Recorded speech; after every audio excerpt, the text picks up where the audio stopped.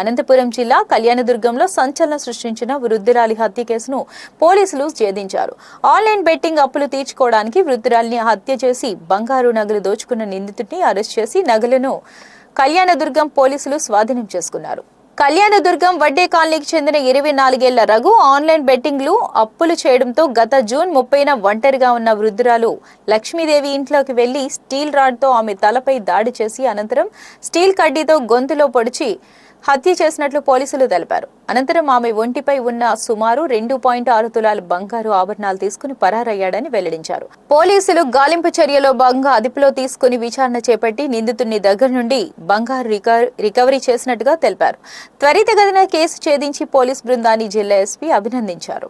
30/6/2026 తేదీన కళ్యాణదుర్గం పట్టణం వడ్డే కాలనీలో లక్ష్మీదేవి అనే వృద్ధురాలు, ఆమె వయసు సుమారు 70 సంవత్సరాలు పైబడి ఉంటుంది. ఆమెను అతి క్రూరంగా చంపి ఆమె ఒంటి మీద ఉన్న నగలను చోరీ చేయడం జరిగింది. దీంతో కళ్యాణదుర్గం పట్టణంలో కూడా ఒక రకమైన అలజడి మొదలైంది. ఆ విషయం తెలుసుకున్న అనంతపురం జిల్లా ఎస్పీ గారైన శ్రీ పి జగదీష్ గారు దీనిని తీవ్రంగా పరిగణించి వెంటనే సిసిఎస్ పోలీసును, అలాగే ఎఫ్ఎస్ఎల్ టీం, అలాగే క్లూస్ టీంను, అలాగే ఫింగర్ ప్రింట్స్ వాళ్ళను, డాగ్ స్క్వాడ్ను పంపించడం జరిగింది. ఆ తర్వాత అనేక బృందాలు ఏర్పాటు చేయడం జరిగింది. CCS inspector Seshagiri, SI Tulasanna, inspector Harinath Kalyanadurgam వారి ఆధ్వర్యంలో, అలాగే ఇన్స్పెక్టర్ నీలకంఠ ఆధ్వర్యంలో ఎస్ఐస్ సాయి, సుమన్, అలాగే మిగతా సిబ్బందితో వివిధ టీములు తయారు చేయడం జరిగింది. ఈ టీములన్నీ కూడా గత ఒక నెల నుంచి కళ్యాణదుర్గం పట్టణంలోని అన్ని ప్రాంతాల్లో కూడా విరివిగా ఇన్ఫర్మేషన్ సేకరించి సీసీటీవీ ఫుటేజ్లు, అలాగే హ్యూమన్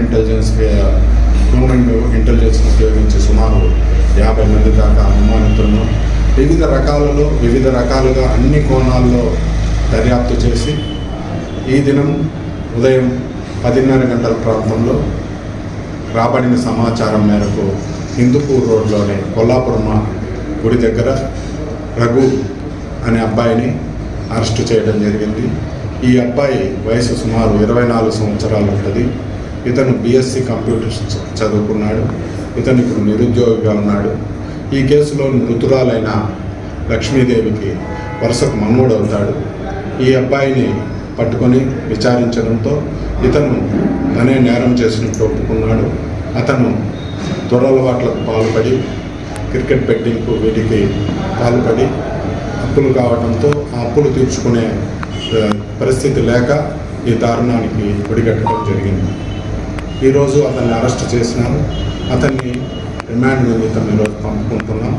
అతని స్వాధీనంలో నుంచి నేరానికి ఉపయోగించిన ఒక్కలు దంచుకొని ఒక్క కొలికిని, అలాగే అతని స్వాధీనంలో నుంచి సుమారు 2.5 తులముల బరువు గల బంగారు ఆభరణాలను కూడా ఈరోజు స్వాధీనం చేసుకోవడం జరిగింది. ఇతనిని ఈరోజు కోర్టుకు హాజరుపెడుతున్నాం. ఇదే విధంగా ముఖ్యంగా పట్టణ ప్రజలకు తెలియజేయడం ఏమనగా, ఇక్కడ నేరస్థలం జరిగిన ఇంటి ముందు ఒక సీసీ కెమెరా ఉండేది. ఆ సీసీ కెమెరా నిరుపయోగంగా ఉండటంతో ఈ కేసు ఛేదనకు సుమారు 30 రోజులు టైం పట్టింది. కాబట్టి ప్రజలందరికీ పోలీసు వారి నుంచి ఒక ముఖ్యమైన విజ్ఞప్తి చేస్తున్నా, ప్రతి ఒక్కరూ కూడా తమ రక్షణ కోసము, తమ వారి రక్షణ కోసము సీసీ కెమెరాలు విరివిగా ఉపయోగించుకుంటే అది తదుపరి దర్యాప్తుకు పనికొస్తుంది. అంతేకాకుండా ఎవరైనా నేరం చేయాలంటే కూడా భయపడి మీ పరిసరాలకు రాకుండా ఉంటారని, కాబట్టి ప్రతి ఒక్కరు కూడా వాళ్ళ ఇంటి పరిసర ప్రాంతాల్లో అన్నీ కవర్ చేస్తూ 360 డిగ్రీస్ కవర్ చేస్తూ సీసీ కెమెరాలు ఏర్పాటు చేసుకోవాలని కోరుకుంటున్నాం.